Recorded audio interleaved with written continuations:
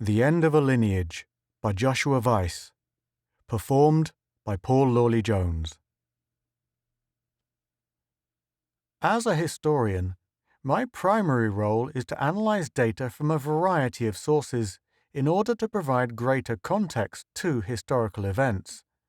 My doctoral advisor, Professor Ryan Hass of Penn State, used to say that to be a historian is to commit oneself to bringing to light our collective memory for all of humanity, not just for the specialists who read our technical papers. It is a true calling, and one I took immense pride in when examining the forgotten minutiae of our distant past. In this regard, the present situation presents a historian like me with something of a conundrum. How does one bring to light a set of circumstances and experiences shared by all of humanity? How does one sift through the much publicized events of only a few years ago, events that were themselves well documented, and many of which are ongoing?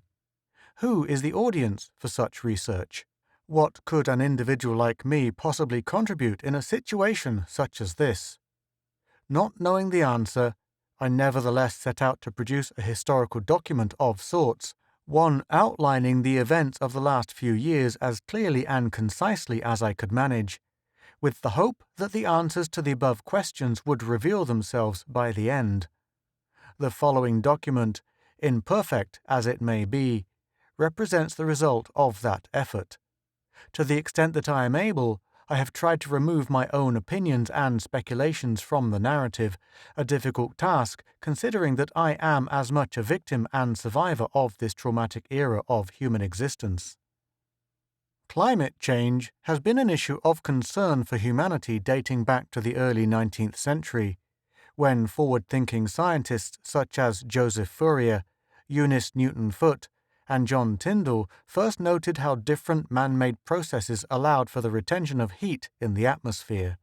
Throughout the 20th century, models were proposed which predicted the different phenomena that would begin to arise as a result of extreme climatic change, predictions that failed to fully imagine the destruction that our societies began to experience in the opening decades of the 21st century.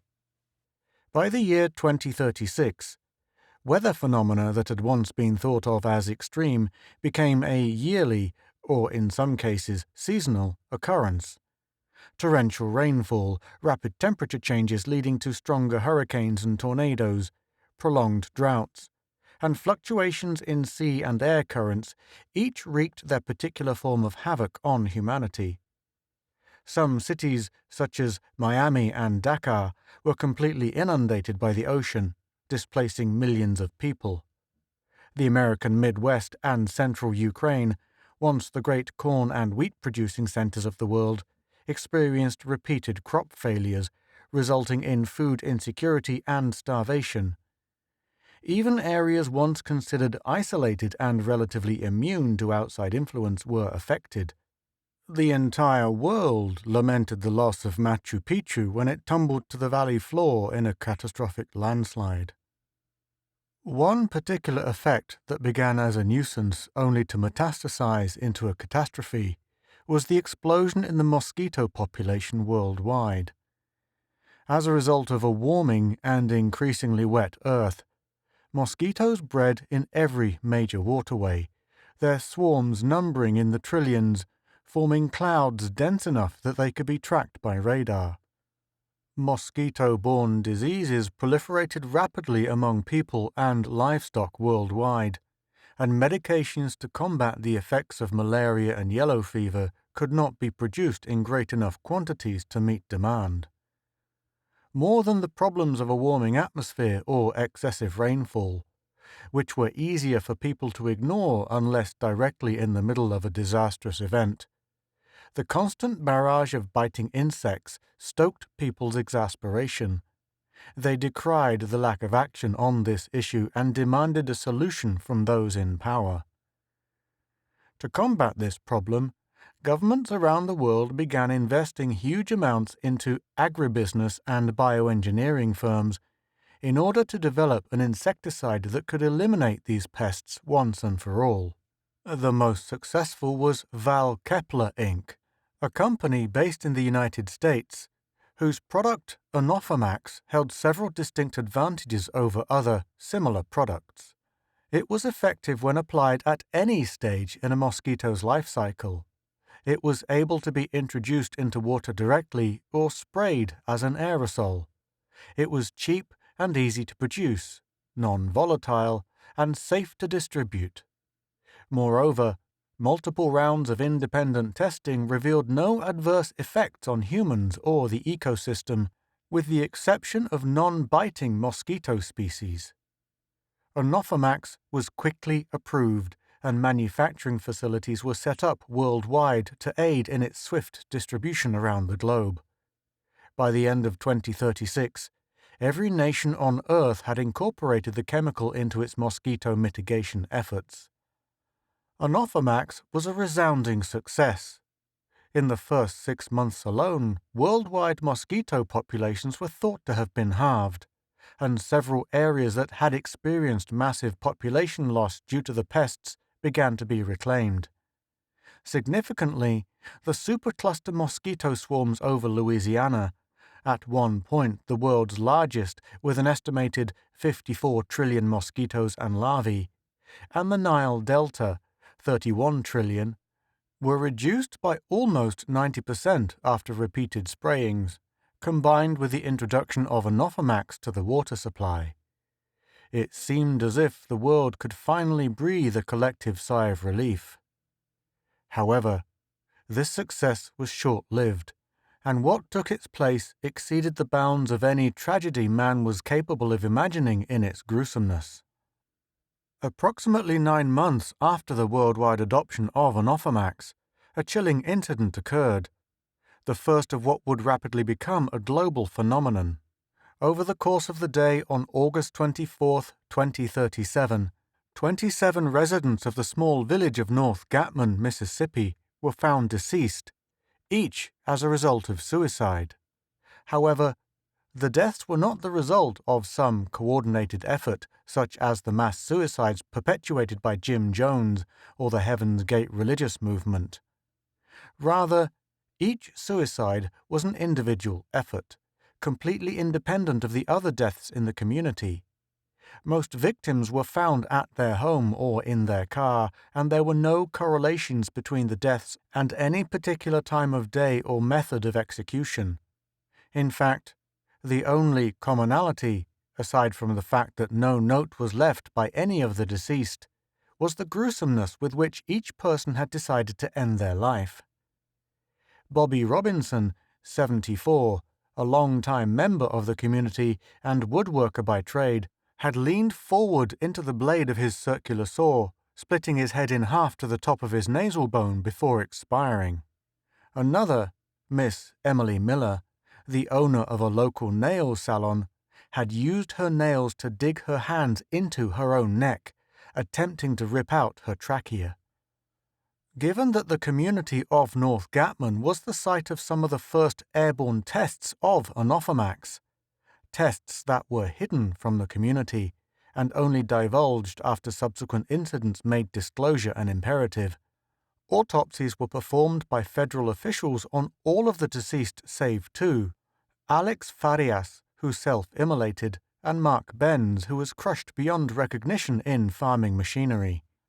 The preliminary results revealed nothing remarkable, while more conclusive data would take 6 weeks to process. Less than a week later, Daniel Nelson, a nurse living in North Gatman, cut open his right arm with a surgical scalpel. He was found unconscious but alive and was admitted to a local hospital's emergency room in serious but stable condition. Once regaining consciousness, Mr. Nelson broke a piece of hospital equipment and attempted to slice his right jugular, all while frantically screaming and cursing. He was restrained by hospital orderlies who administered a sedative. In light of the previous deaths, when reports of Mr. Nelson's behavior reached higher-ups in government, he was taken by federal officers to a military hospital facility in nearby Jackson, Mississippi. Officials had planned to interview him once the sedatives wore off, but, unfortunately, Mr. Nelson was able to succeed in ending his life by repeatedly smashing his head against the concrete floor of his holding room before investigators could arrive. Video footage obtained of the man in the minutes prior to his death revealed him engaged in an intense argument with some unseen, and therefore presumed imaginary, character before freeing himself from his restraints and ending his life. Reports of similar behaviors began to pour in from around the world. In each circumstance, an individual would become erratic, engaging in bellicose arguments seemingly with themselves, until eventually the altercation would end in self-inflicted violence. In city after city, waves of these gruesome suicides wreaked havoc on entire communities. It struck people regardless of age, race, gender, or overall health, with the only defining factor being that areas more heavily exposed to Anophenax had dramatically increased incidence of these types of suicide. The fact that these tragic mass suicides usually began 9 months after a population had been exposed to the chemical lent further evidence to the hypothesis, and production, distribution, and use of Anophenax immediately ceased. Still, the self-slaughter continued, increasing in number in most regions of the world. The plague's effects were sudden and rapid. Massive depopulation events occurred due to the combined efforts of suicides and migration away from areas where Anophenax was heavily used. In the entire state of Alaska, not a single community south of the Arctic Circle survived. Bangkok's population declined by 96.5% to below 500,000, a number not seen since the census of 1919. Simultaneously, other regions of the world that were less affected soon found their populations exploding, leading to all of the adverse conditions that accompany such uncontrolled growth. Reykjavik's population increased 15-fold in under 2 weeks. Social services were unable to deal with the surge in population, and the capital quickly became a hotbed of crime, disease, and homelessness. The Icelandic government was eventually forced to close its borders, but this did little to attenuate the problems within Reykjavik, problems which had firmly taken root by that time. Given the behavior of most afflicted individuals prior to their violent ends, it was initially thought that the primary motivator towards death was an intense hallucination. Those who either survived their suicide attempt or were caught before carrying it out received large doses of anti-hallucinogenic medication in the hopes of reducing or eliminating their propensity to self-harm, but these efforts were completely unsuccessful, as was the use of other antibacterial and antiviral drugs. Physical restraint of a person was only effective for as long as it could be maintained, and the subject, once freed, would immediately attack themselves with redoubled violence. The only positive was that the illness, whatever it was not contagious. Workers tasked with caring for those in the early stages of the disease, along with those assigned to clean up the aftermath of a suicide, contracted the illness in rates proportional to others in their community. It was at this time that the autopsies of the North Gatman subjects were completed, and while the results couldn't point to a specific mechanism causing this worldwide plague, they did at least indicate the pathology of the disease. Each body displayed the same set of anomalies. Firstly, vascular dilation in the area of the amygdala was present in all subjects, indicating extreme activity in this region of the brain at the time of death. Furthermore, there were signs of extreme vasoconstriction of the anterior cerebral arteries, resulting in the death of all major neural fibers connecting the right and left hemisphere of the brain.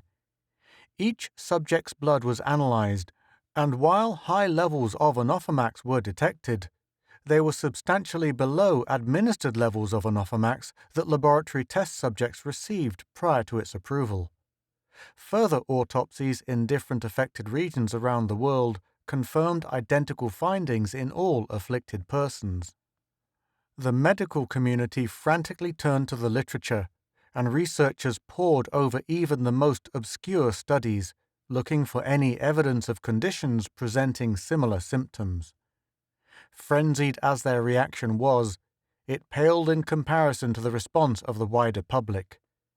Conspiracy theorists hypothesized that the catalyst, still unknown, was a lab-created bioweapon, and the plague the result of a tragic accidental release. Others speculated that it was zoonotic in origin, passed on to humans through bats or some other, as yet unidentified host. Amid the chaos, a plethora of shoddy machines and junk cures were offered to people desperate to save or to protect themselves and their loved ones. As the months passed, with no outward signs of this condition abating in either incidence or severity, even more radical ideas began to circulate through social media outlets. Extended solar flare activity had melted people's brains. Anophomax had secretly awakened a parasite dormant since the last ice age. Harmonic resonances in the atmosphere were altering people's beta wave activity. Tribalism reigned, and almost every distinct demographic became the target of baseless accusations at one time or another. The plague was the fault of blacks or whites, Jews or Muslims, rich or poor.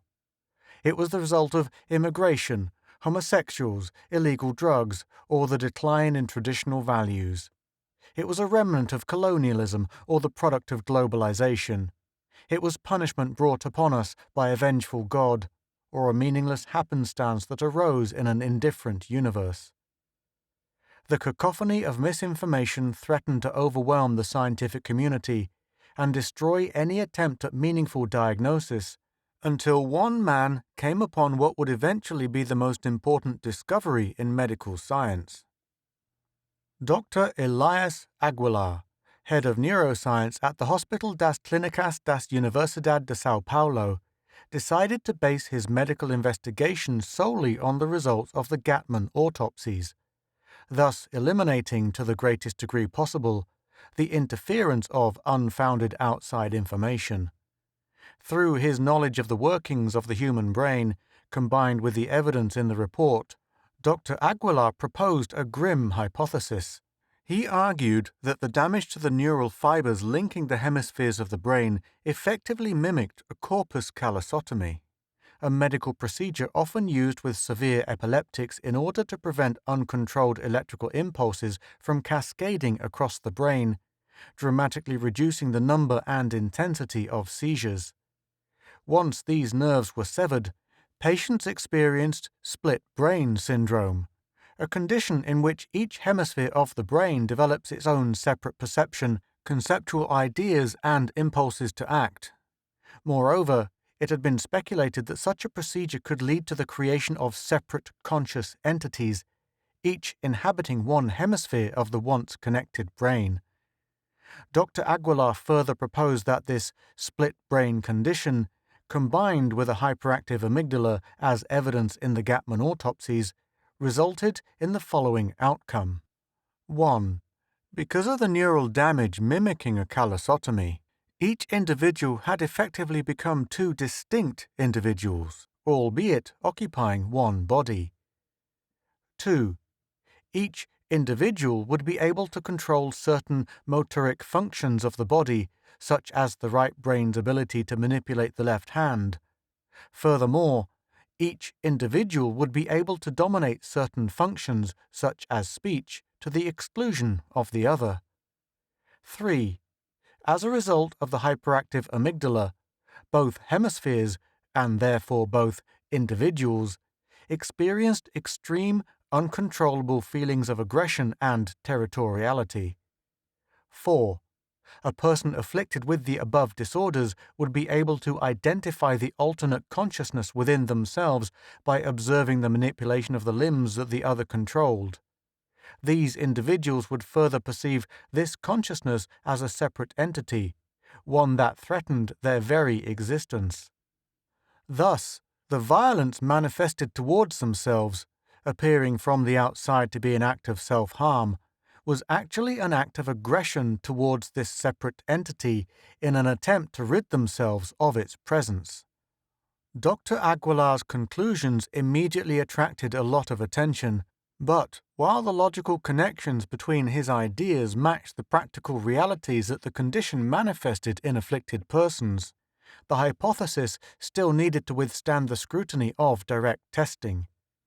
That test came in the form of a highly controversial procedure. Under the supervision of medical officials from around the world, Dr. Aguilar and his team performed a complete hemispherectomy, in which the entire right side of an afflicted person's brain was removed. The patient selected for this procedure was one that had earlier attempted suicide, but had been restrained before doing serious bodily injury to himself. It was thought that this procedure and the subsequent administration of mood stabilizers would prove the doctor's assertion. The surgery was seen as a definitive and pivotal moment for mankind in its fight against the scourge of the plague, or at least its disastrous symptoms. 2 weeks after the initial operation, the patient showed no proclivity to violence towards himself or others, nor were there signs of cognitive impairment beyond what was typically experienced in other documented cases of pre-plague hemispherectomies. Though the patient's road to recovery would be a long one, requiring the relearning of many basic motoric skills, it was considered preferable to the alternative and an acceptable outcome of the procedure. Armed with the knowledge of the direct workings of the disease, though still with no definitive evidence of a cause, scientists could now begin working on a cure. While mood stabilizers such as risperidone, olanzapine, and lithium effectively addressed the aggressive impulses of a hyperactive amygdala, there was no preventative treatment available for the brain changes humanity was undergoing. Stem cell treatments to rebuild damaged nerve pathways invariably led to seizures. Hemispherectomies, already an imperfect solution due to issues of scale, raised thorny ethical questions. Is it right to destroy a consciousness that isn't displaying any threatening behavior? Could such a procedure ever be used in a preventative or elective sense? Who has access to this procedure? As the medical world debated these and other pressing issues, the suicides continued in places too poor, too remote, or considered too far beyond saving to warrant intervention. Only 1 year after the North Gatman suicides, and less than 2 after the introduction of Anophomax, acute connective neural collapse, or ACNC as the medical community called the condition, or spray brain as the condition was dubbed by the wider populace, was responsible for 840 million deaths worldwide. The plague had severely depleted both skilled and unskilled labor, and with the dissolution of the workforce, the ability to gather or produce material resources was completely compromised. Nation after nation found itself unable to provide even the most basic of services. Nor could these governments seem to protect their people either from the plague itself or from rampant crime perpetuated by a desperate or opportunistic citizenry. The most prescient of those in power recognized this as an existential threat, and through a collaborative effort unknown in the course of human history, enough mood-stabilizing medication was able to make it into the hands of every major community around the earth. Just when it seemed that the entire world would pass over the edge of the precipice and into the pit of chaos, this temporary fix allowed humanity to secure a handhold, as well as much-needed time, and a vantage point from which to gather some perspective. Most that survived this initial culling of the human herd used this brief reprieve to mourn those that they had lost, as well as to try to reassemble what few intact pieces remained of their previous lives. The medical community, on the other hand, dedicated itself to finding and eradicating the source of this catastrophic epidemic if such a thing were possible. One side effect of the worldwide affliction that actually worked in their favor was the abundance of bodies available, and every remaining facility not directly involved in caring for the living could now draw from a diverse collection of the dead for their research. One conclusion that became evident early on was the exact cause of the plague. Anophenax was present in significant quantities in the brain tissues of the dead as well as in the symptomatic living. Tests on living tissue showed that the chemical caused swift necrosis of the nerve fibers composing the corpus callosum, as well as the enlargement of the amygdala. But how could this be? After all, clinical trials had shown that Anophenax produced no adverse effects in humans, and the dosages given during these clinical trials far exceeded the amount discovered in the brains of the dead. The answer, the true source of this causal sequence that had pitched human civilization into a hell of its own making, was nothing more than a simple methodological oversight. Traditional insecticides simply kill the targeted pest. Their effectiveness generally comes at the cost of being incredibly toxic to the environment and dangerous even when handled properly. Given the scale of the original mosquito problem, such poisons were feared to be too detrimental to be able to be used. Anophenax, however, had been developed with just such a concern in mind. Rather than simply kill mosquitoes, the chemical acted as an enzyme inhibitor that effectively shut down a mosquito's reproductive system. Both female and male mosquitoes exposed to Anophenax would be rendered sterile, and previously laid eggs became non-viable.